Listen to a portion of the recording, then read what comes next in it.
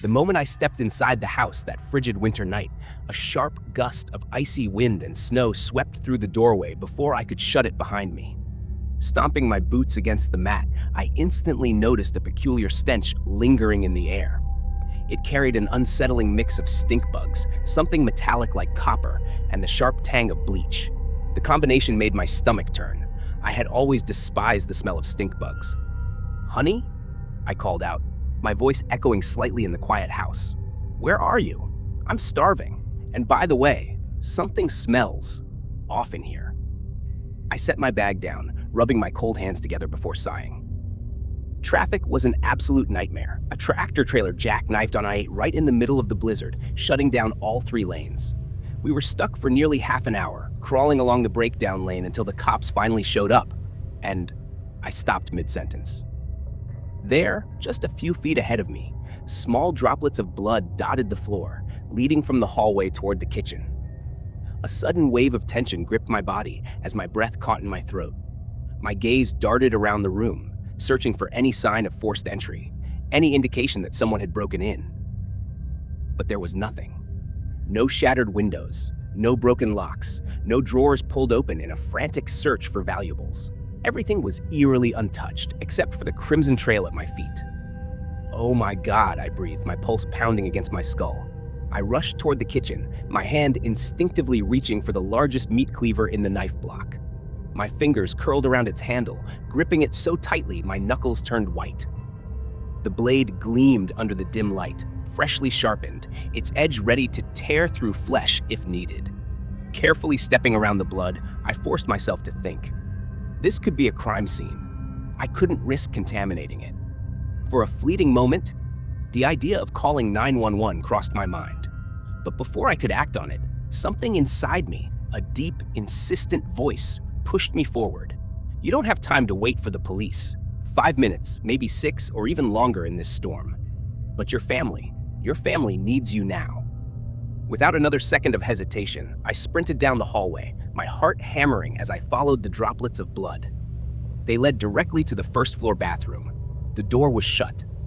I reached for the handle. It was locked. My breathing grew ragged as I pounded my fist against the wood. "Hello? Who's in there? Open up!"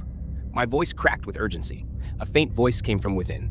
Weak, uneven. "Isaac?" I froze. My entire body tensed. That was Jenna, my wife. I slammed my palm against the door, my rising panic barely held back. "Jenna, open the goddamn door!" The silence that followed stretched too long, filled only by the erratic sound of my own heartbeat. Something wasn't right. The way she spoke, the flat, lifeless tone in her voice, it made my skin crawl. The blood on the floor, the suffocating stillness in the air, it all felt wrong, like the heavy, electric charge before a violent thunderstorm. "Jenna," I tried again, my voice shaking. "Please, open the door." From inside, I heard the faint shuffle of movement. It was slow, dragging, like someone struggling to crawl across the tile floor. Then, click. I pushed the door open, and what I saw beyond the threshold shattered my world. The bathtub was filled to the brim, water lapping gently against the edges. Floating face down in it, motionless, was my son. My legs almost gave out beneath me. Jenna sat on the edge of the tub, rocking back and forth. Her expression was eerily blank, her once bright eyes now dull, empty voids. My throat closed. I barely managed to whisper, "Why?" She didn't look at me, didn't react, just kept rocking. "Why would you do this?" My voice was raw, barely human. Jenna finally spoke, her voice hoarse, barely more than a whisper. "Don't you know?" Her lips trembled as she exhaled a shaky breath. "Do you really not know, Isaac? Our son, he's the Antichrist." The words hit me like a sledgehammer. At first, my mind rejected them outright, clinging desperately to reason, to sanity. But something deep inside me twisted with unease. Because maybe, just maybe, I did know. Maybe I had always known. It wasn't just the dead animals I kept finding near the house, their little bodies mutilated, their eyes wide open in terror. It wasn't just the way Max's gaze glowed faintly in the dark when I kissed him goodnight, the way shadows seemed to bend around him. It was the feeling. That hollow, gnawing cold that crept into my bones whenever he was near. The way he seemed wrong, different. Max never had friends at school. Other children steered clear of him, avoiding him like a sickness they couldn't quite explain. When he walked past dogs, they would erupt into fits of barking and snarling, as if facing some unseen predator. Cats would flatten their ears, hiss, and disappear, their tails vanishing behind fences and into trees. It had been easy to ignore, to brush off as coincidence. But then came the incident. A month ago, two boys had cornered Max in the school bathroom. They thought they could push him around. But when they came running out moments later, they were screaming, sobbing. Blood gushed from their noses, their ears, their mouths. No one knew what had happened. Max just stood there, silent, staring at them with those unsettling dark eyes. The school called for an ambulance. The boys had to sit in the emergency room for hours while doctors tried to stop the unexplained bleeding. By the time it finally slowed, they were ghostly pale, trembling. The doctors couldn't explain it. And then, just days later, those same boys vanished without a trace. The FBI got involved. The news covered the case endlessly, but no leads ever surfaced. It was as if they had simply vanished from their rooms, plucked from existence. No footprints outside, no signs of forced entry. Even search dogs came up empty, their noses twitching in confusion. Weeks later, hikers on the Appalachian Trail stumbled upon something horrifying. Fingers. Human fingers, grotesquely fused into the bark of a tree, as if they had grown there. DNA confirmed what no one wanted to believe. They belonged to the missing boys. No one ever figured out how it was possible. After that, Max was left alone. No one dared look at him the wrong way. Other children kept their distance, avoiding him like he was something unnatural. Something dangerous. And maybe they were right. I started watching him when he didn't know I was looking. He was only 8 years old, but there was something in the way he carried himself. Something calculated, something inhuman. He could pretend when he wanted to, smile when necessary, charm when it suited him. But underneath it all, I saw it. The mask. A thin, fragile illusion barely holding back whatever he really was. The moment they turned their backs, though, his expression would darken, his eyes narrowing, lips twisting as if he were on the verge of stabbing them when they weren't looking. But he was my son, after all. I loved him, and in his own peculiar way, I believed he loved me too. Even my wife claimed she loved him, and that's why she had to end his life. A twisted kind of love, I'll admit, but I don't think she was lying. I think she truly did love him, and she feared what would come when his ascension was complete, when he would sit upon a throne of bones, squeezing the life out of millions with an unyielding, merciless heart. She feared what that meant for him, she said. Only for him. Because she loved him, she had to stop it before it grew into an unstoppable force, a relentless machine that would consume his soul and drag him straight to hell. Are you my real father? Max had asked me that morning as I sat at the kitchen table. My hands trembled as I set my coffee cup down, my fingers barely steady enough to keep from spilling it. Slowly, I turned to look at him. Of course, I said, my voice shaking. Why would you ask something so ridiculous? He studied me in silence, his gaze unblinking, deep and endless, almost black in its intensity. A strange light flickered beneath the surface, something unnatural, something unreadable. His pale skin was impossibly smooth, flawless like a sculpture. Dark hair framed his sharp, chiseled features, a face that could have been beautiful if not for the cold detachment that radiated from him.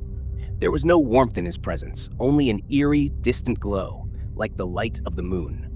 Bright but lifeless. His every action carried the dispassionate calculation of a predator, the hollow, emotionless stare of something that could never truly belong among the living. He laughed when he saw fatal accidents on the news. He found amusement in reports of war, of suffering, of people begging for their lives. I don't think you're my real father, he said at last, his eyes still locked onto mine, studying me, reading me like an open book. A cold sweat broke out along my forehead. Max, that's absurd, I said, forcing out a laugh. Your mother and I have been together since. Then explain my power, he interrupted. Where does it come from? Why do I have something you never could? I know I'm my mother's son.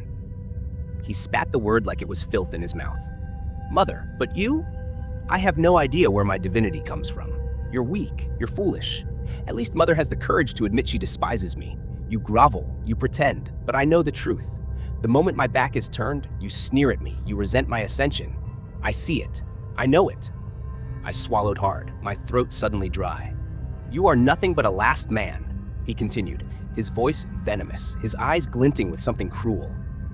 A dying breed, scurrying across the earth like fleas, clinging to a meaningless existence, devoid of power, devoid of will. You will never understand what I am. Not in a million years. I don't know what this ascension nonsense is, I said, my voice barely above a whisper. But you sound like you're living in a fantasy world.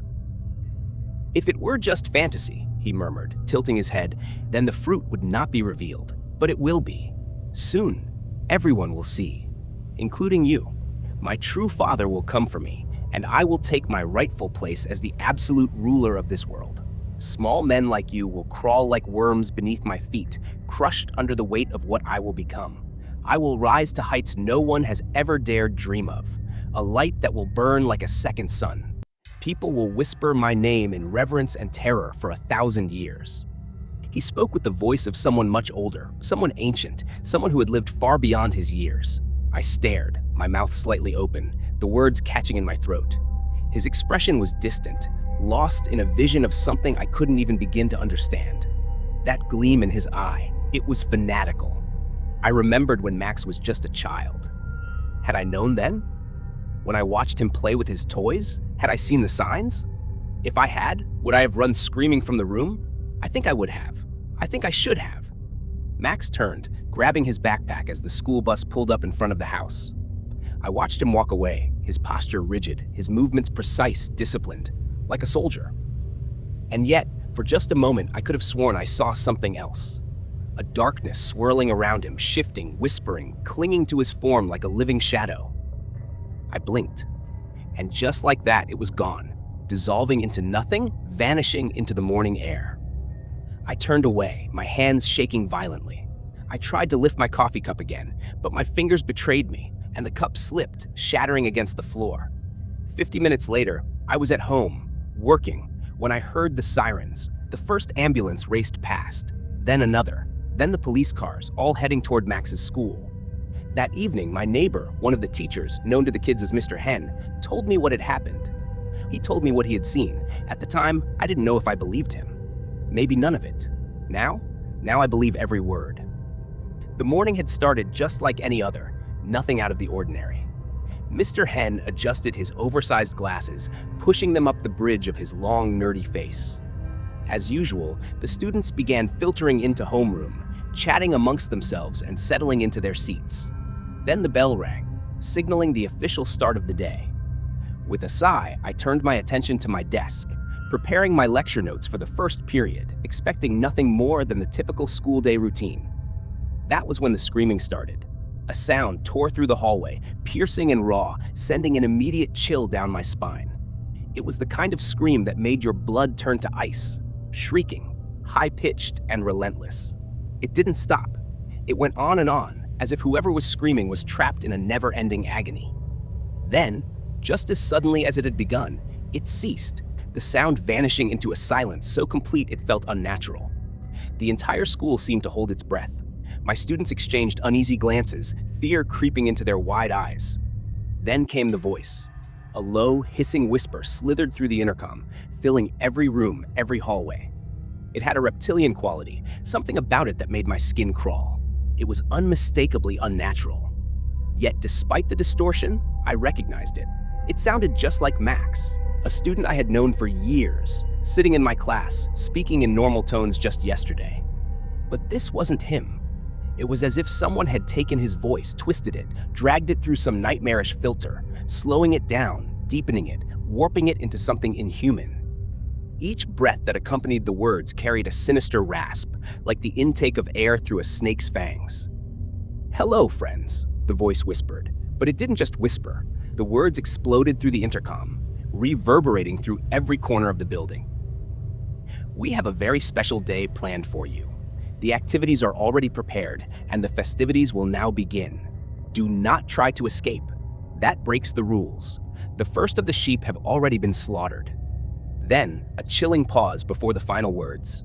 "Good luck." At first, I thought it was some elaborate prank.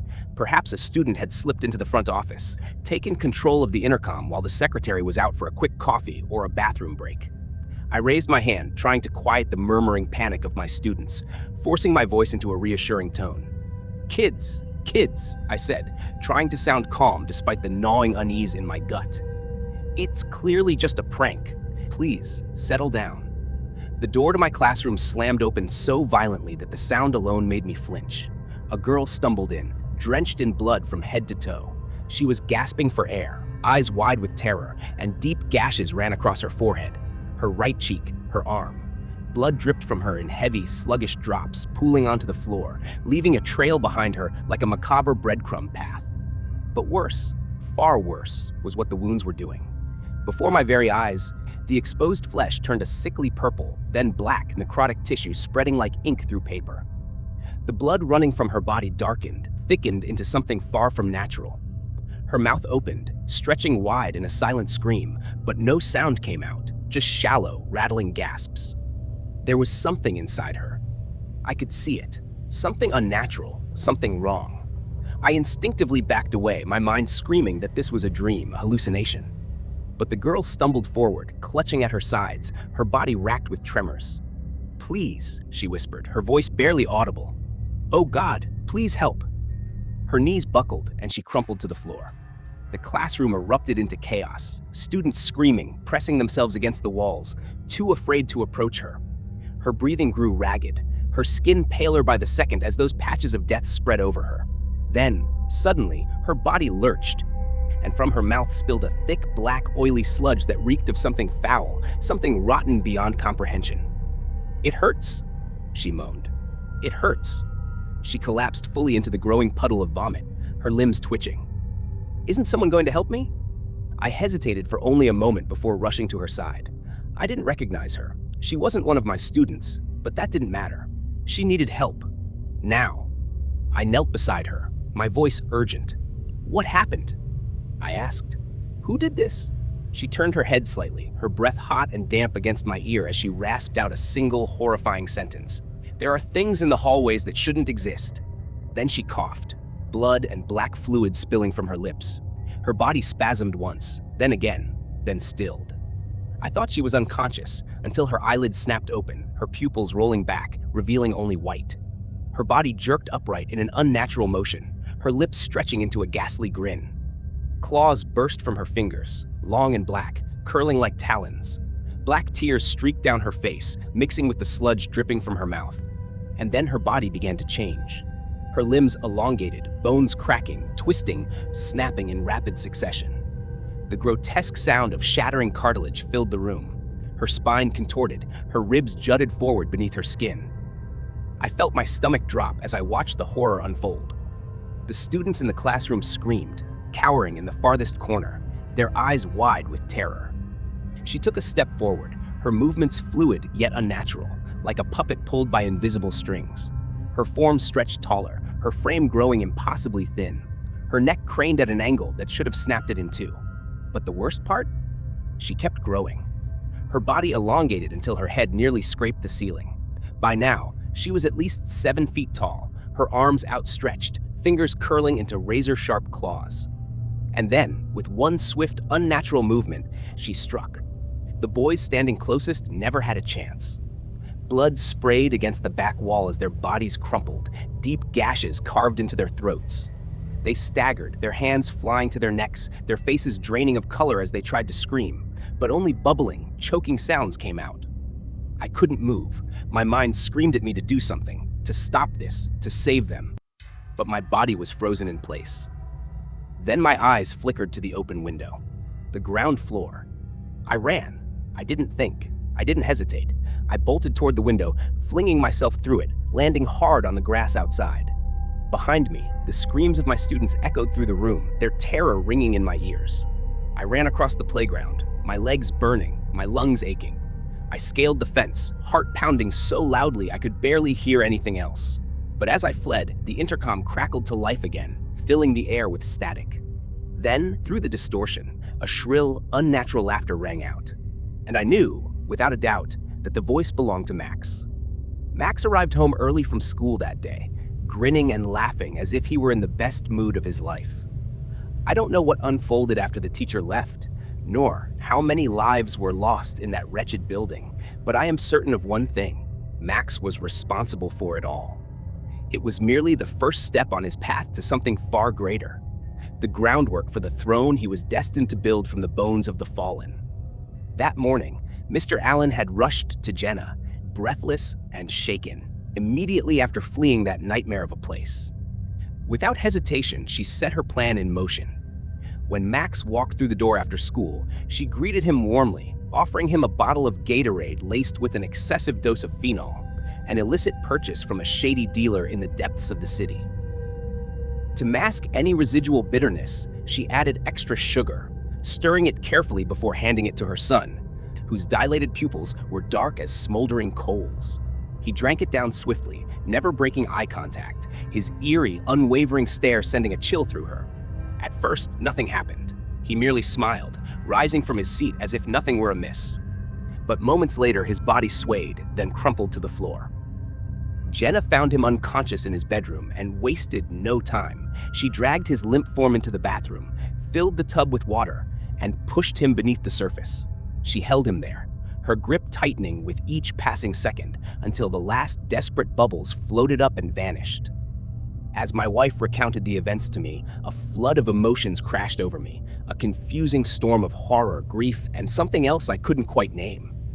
Did I miss Max? I wasn't sure. His swollen blue face left no doubt that he was truly gone. I led my wife outside, seating her at the table, my mind racing as I considered whether I should call the police. No one ever prepares you for a moment like this. I felt as if I were walking blindfolded into an abyss, my thoughts spiraling out of control. Needing a distraction, I got up and moved to the stove, putting on a kettle to make some instant coffee. The rhythmic clicking of the burner was oddly soothing. But then, I heard something, a faint, almost inaudible sound of movement behind me. Soft footsteps. My body tensed. Slowly I turned. Max stood there, alive, whole, but wrong. His once human eyes had turned completely black, twin voids that swallowed all light. His feet never touched the ground. He hovered just inches above it, his presence sending a strange, unnatural energy crackling through the air. He grinned, baring teeth that were now unnervingly sharp and elongated, far too predatory for any child. A dark aura pulsed around him, something ancient and otherworldly, rippling across his pale skin like a living shadow. It was an abyssal cold, a presence that sapped warmth from the room. The sensation of it crawling over my skin sent violent shudders through me. The kettle behind me began to boil, but I barely heard it. Beyond Max, emerging from the hallway, I saw them, those wretched things from the school. Mutated children, no longer human, skittered forward with jerky, unnatural movements. 4 or 5 of them crept into view, their thin, deformed limbs twisting in ways no living creature should.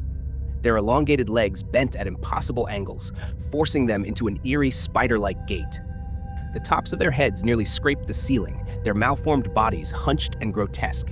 Their arms, too long, with joints where there should be none, dangled down past their knees. As they moved, I heard the sickening, rhythmic snap of bones shifting beneath flesh, a grotesque symphony of breaking twigs beneath unseen feet. Their eyes were pure white, devoid of pupils, streaming thick, black tears that left streaks on their colorless, bloodless skin. And then, Max spoke. "Mother," he drawled, his voice dripping with condescension, more akin to a disappointed parent than a child. "Did you really think you could kill me?" Jenna let out a choked sob, refusing to meet his gaze. "You should have known better," he continued, his tone almost mocking.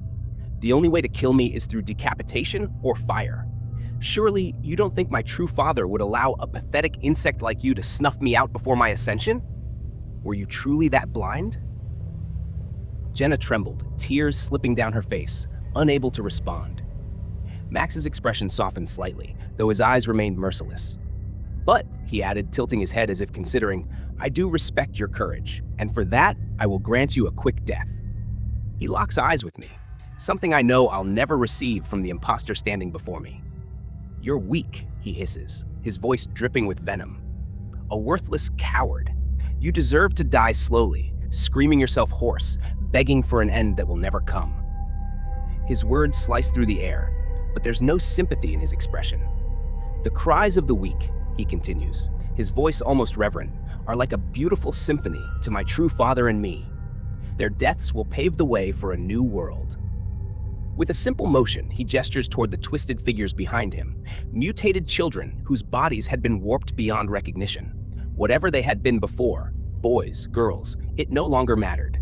They were something else now, something monstrous, their humanity stripped away. Then, in an instant, one of them lunges forward. A blur of movement, clawed fingers wrap around my wife's head. A scream lodges in my throat, trapped by sheer horror, and before I can even process what's happening, it's over. The creature twists its fingers, and with a sickening crack, her head snaps unnaturally. Jenna's face is now staring behind her, her neck's flesh contorted into grotesque, spiraling folds. Blood vessels burst beneath her skin, bruises blooming in shades of deep purple as her body gives one final shuddering breath. Her eyelids flutter, her fingers twitch, and then, nothing. Max's laughter rises, slow and deep, a hollow sound that seems to echo from the pit of something long dead inside him. His black eyes gleam with amusement, his lips curling into a satisfied grin, exposing razor-sharp teeth that gleam in the cold, pale winter light spilling through the window. A sudden, high-pitched whistle pierces the air. The tea kettle. Without hesitation, I spin, grab it from the stovetop, and flick open the spout. My hands move on instinct, fueled by something primal. I hurl the kettle at Max, its scalding contents spraying in a spiraling arc as the metal container hurtles through the air. Everything seems to slow. Max's expression shifts from smug delight to a mask of rage, his triumph melting into fury. He sees it coming, but can't react in time. The heavy metal kettle collides with his face, the boiling water cascading over his skin and neck. A blood-curdling scream rips from his throat as he stumbles back, crashing into the mutated children, knocking them down like lifeless dolls. I don't wait. I bolt for the door, throwing it open, sprinting outside. The town, once filled with the wailing of police and ambulance sirens heading toward the school, has gone eerily silent. Now, a fleet of black SUVs floods the streets, men in dark suits stepping out with mirrored sunglasses hiding their eyes. I glance back at the house just in time to see some of them rushing inside, automatic rifles raised. Others split off, storming into nearby houses, kicking down doors without hesitation. Then, gunfire, screams, the sound of chaos tearing through the neighborhood. The mutated children spill from my home, their bodies riddled with bullets, thick black blood pouring from gaping wounds. One by one, they collapse in the street, their final breaths coming in wheezing, rattling gasps before stillness claims them. But they never found Max. The entire town was locked down, every house, every building searched meticulously. They combed through the wreckage, hunting for the source of all this horror. Yet somehow, he was gone, vanished into the night, leaving nothing behind but blood and bodies. They slaughtered every last one of his followers they could find, but something didn't add up. Many children from the school were still missing. I knew the truth. They hadn't died. They had followed him, loyal, devoted, ready to kill and die for him without hesitation. His army was growing. And I don't know where he is now or when he will reappear. But I know this. He's not finished. He's moving forward, closer to whatever twisted destiny he believes is waiting for him. And when I see him again, he will no longer be hiding in the shadows. He will return in power, in glory, and millions will die beneath his feet.